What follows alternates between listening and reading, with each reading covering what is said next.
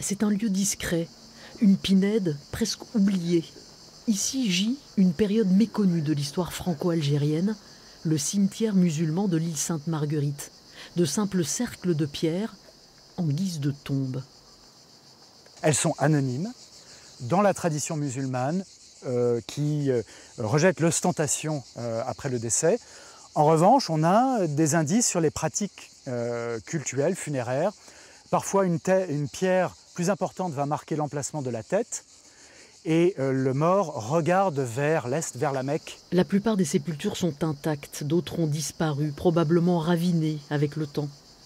La ville de Cannes veut rénover ce lieu unique en France où reposent d'anciens prisonniers forcés à l'exil par l'armée française en pleine conquête de l'Algérie et dont les noms hantent aujourd'hui le fort royal de l'île Sainte-Marguerite. C'était en fait des otages politiques. On n'est pas dans le cadre d'un bagne de travaux forcés. Ce sont des détenus qui servent de monnaie d'échange pour obtenir la capitulation des gens qui, en Algérie, se battent encore pour l'indépendance de leur pays. Comme l'émir Abdelkader en lutte contre la colonisation. 500 membres de sa smala sont déportés sur Sainte-Marguerite.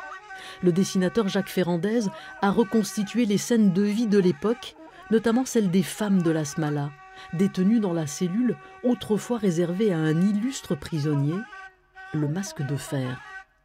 Et on a comme ça une superposition de ces deux époques, où évidemment, dans une cellule de 30 mètres carrés prévue pour un seul prisonnier, on se retrouve maintenant avec une quantité de femmes, d'enfants, leurs serviteurs, qui s'installent tant bien que mal dans ces vieux locaux.